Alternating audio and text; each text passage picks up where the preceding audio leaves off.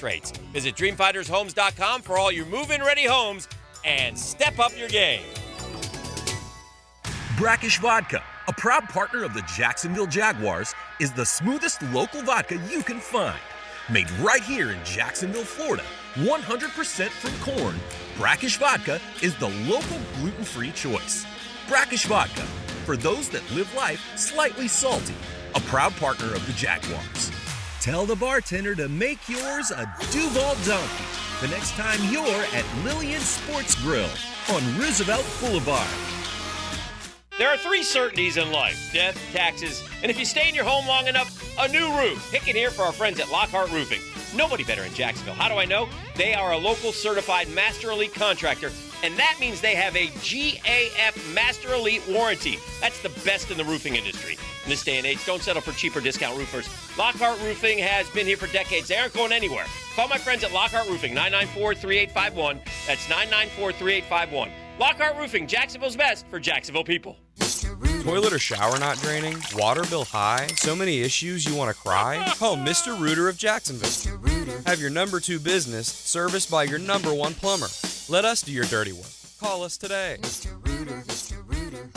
1010XL is presented by Farah and Farah, the official personal injury law firm of the Jaguars. Protecting you and your family. Call 396-5555. Jacksonville.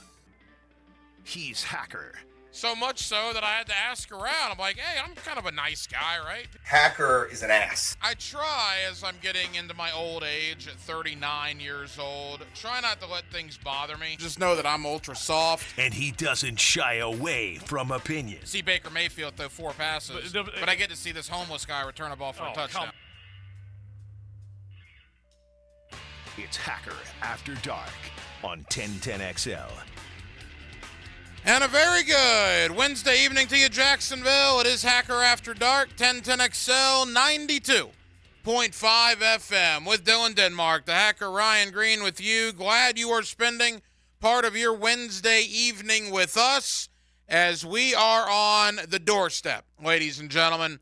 We are 72 hours away from the final preseason game of the year, the Jaguars and the Miami Dolphins. Of course, you'll hear that game right here on 1010XL Saturday night at 7 o'clock. 1 week from today, Billy Napier and the Florida Gators, they're going to board an airplane, and they are going to fly to Salt Lake City and get ready for Utah 1 week from tomorrow, the Gators and Utah. And we have cut-down day in the National Football League. That is next Tuesday, as every roster has to go from 90 down to 53.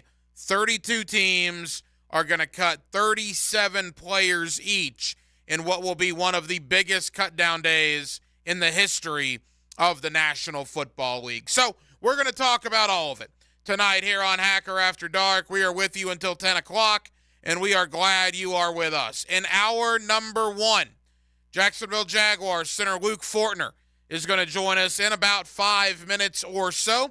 I had the opportunity earlier this afternoon after practice to catch up with Luke Fortner. 19 starts as a rookie in a Jaguar uniform. He's one of the foundation pieces of that offense. I got a thought about the offensive line as a whole coming up in just a moment. And one of the big pieces of that line, Luke Fortner, is less than 5 minutes away. If you missed our conversation last night, and don't get me wrong, Denmark and I are well aware that our Tuesday night show, roughly 10:27 Eastern Standard Time, gets absolutely enormous ratings. I mean, out of the roof ratings. But if you did miss Adam Gotsis last night on our late night show, you don't want to miss it. I talked with Adam earlier yesterday after camp. We will bring you a Hacker After Dark replay of that conversation. That comes up about 20 minutes from now. And as I talked about with Baloo in the 2-minute drill, in about 35 minutes, Tate Casey, Gator sideline reporter on the Gator Radio Network, a former Florida Gator tight end, won a national championship at the University of Florida, and he was featured in Swamp Kings on Netflix.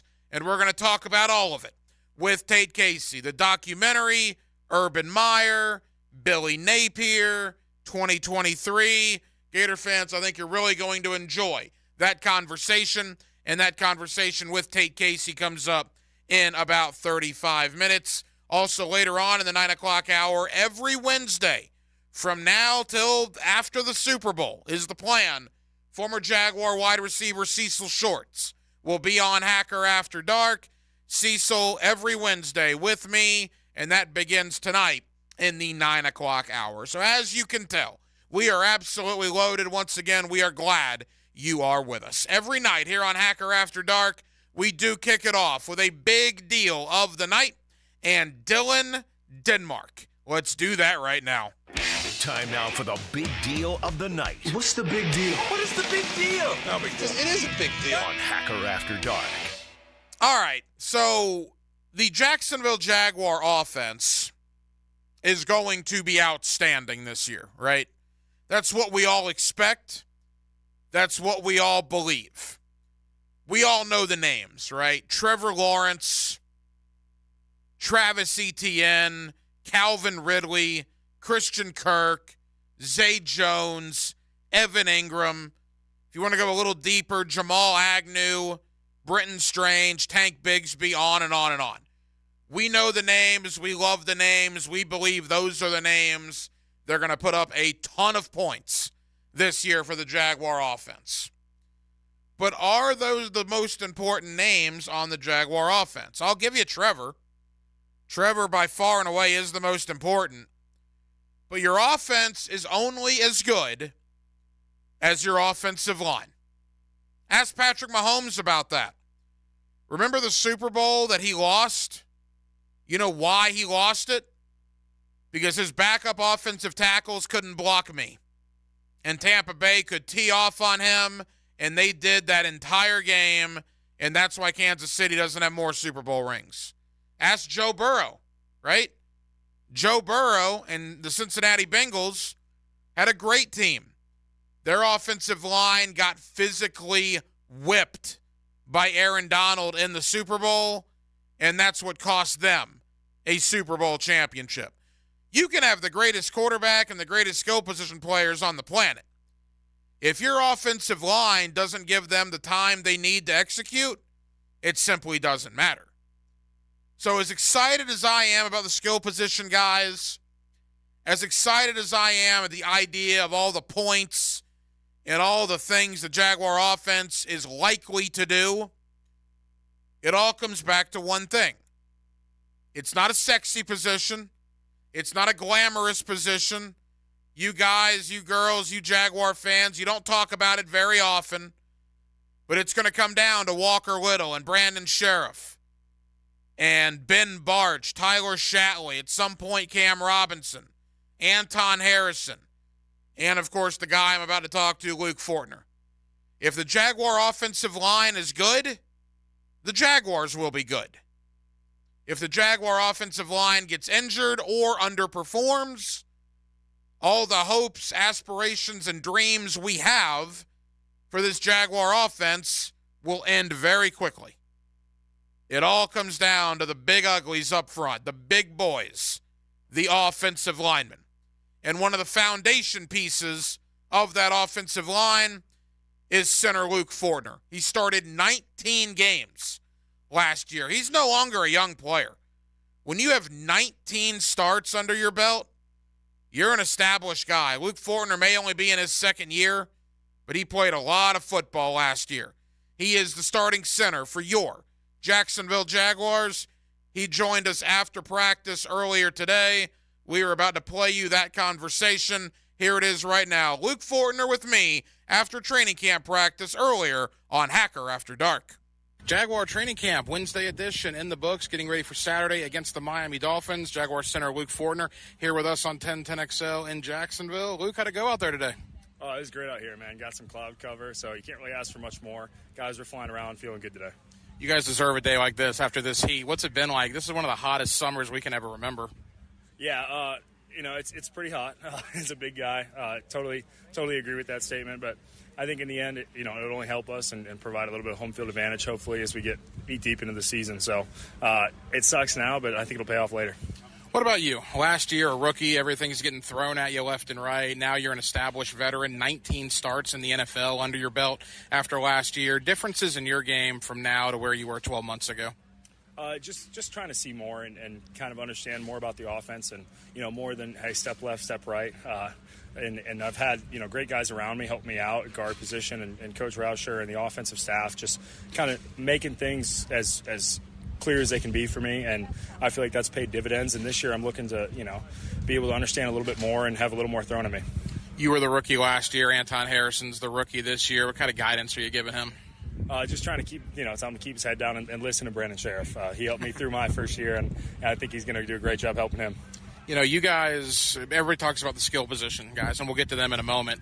The offense is going to go as far as the offensive line takes them. That's the basics of football. I mean, do you guys welcome that challenge? The skill position guys only as good as your offensive line will be. Yeah, I think we welcome that challenge. I think we, we're not afraid to work, and we want to win. Just obviously the whole offense wants to win, but that offensive line room, it's tight as can be, and like you said, we'll go as far as we can take us, and I think we're looking forward to it. When you watch Trevor Lawrence and Calvin and Christian and Zay and Evan and Travis, you go on down the line, you got some dudes on this offense this year. It must be pretty exciting. Yeah, I'm going to be honest. Last year as a rookie, I didn't really understand how incredible, Trevor was and some of these receivers. But after being around the league for a year and seeing those guys, I'm so excited to watch them play and have that receiving core and Trevor work together, especially with the running backs we have coming back. I'm pumped. I can't wait to watch them play. A couple of more for Jaguar center Luke Fortner. You mentioned Trevor Lawrence, that quarterback center experience. You guys have to be pretty cohesive, right? I mean, what's it like to work every day with Trevor Lawrence, and how have you seen his game change from where he was 12 months ago to now? Yeah, he's always been a leader, but I think even more now. He's more demanding of guys, pulling the best out of guys, and making sure we're all on the same page. So I think that's how he's grown, and getting to work with him every day has been awesome. He truly works his butt off, doesn't miss a beat, so I'm excited to have year 2 with him. Practice against that defense every day, a fellow Kentucky Wildcat there, and Josh Allen. We got Trayvon Walker, young guys like Yasir Abdullah, Tyler Lacey. What are you seeing out of the D-line? I'm just seeing, as far down as that depth chart goes, just guys coming out and working their butt off, making sure they don't miss a beat. And, Josh Allen, Foye, those guys, they're leading them. Foley, they're just bringing them up, making sure that no matter who steps in the game, they're going to be successful. I know you guys don't talk about expectations, but you live in the city of Jacksonville, right? You know how excited this fan base is after last year coming into this season. What's your thought on the excitement in this city because of you guys? I think it's awesome. I think you walk around and see Jaguars gear everywhere, and just knowing that people are excited to watch you play. It makes us even more excited to step out on that field and deliver for the city of Jacksonville. On Saturday night, you finally get back into Everbank Stadium, the first time in there since the Charger game, the game that we'll never forget here in the city. Preseason aside, what will it be like to get back in that stadium in front of the fans? It'll be awesome. Finally, feel comfortable in that stadium and be in front of those fans who cheered us on to that comeback against the Chargers, just to be able to kind of give them another game at home and a preseason game to watch the offense come together. I can't wait. All right, final question. How's the Big Blue looking this year? What do they got in Lexington? And they got Devin Leary at quarterback. I've heard all great things. He's a great dude. Met him a couple times. Really excited to watch them play. Luke, fantastic training camp. Best of luck this weekend. Appreciate that. There you go, Luke Fortner, starting center for the Jacksonville Jaguars. And I go back to what I said earlier. It's all about the offensive line. And the injuries aside, look, the interesting thing is 3, 4, 5 days ago, we were hitting the emergency button on the O-line injuries. But I don't think any of them are like major season-ending injuries. And by the way, they were all like depth guys. The only issue you got, Anton Harrison with the shoulder, although I think at this point he's probably going to have to deal with that a majority of the year. So you have Anton Harrison with the shoulder. But other than that, Brandon Sheriff's good to go. Luke Fortner's good to go. Ben Bartch just got cleared. You got Walker Little. Cam Robinson will be back in 4 weeks. So your main guys are all right. It was the Blake Hanses, the Josh Wells, the Cooper Hodges, guys like that were the ones getting banged up. And you need them, certainly. They're important, valuable parts of that line. But of all the injuries, none of them appears to be of the major variety.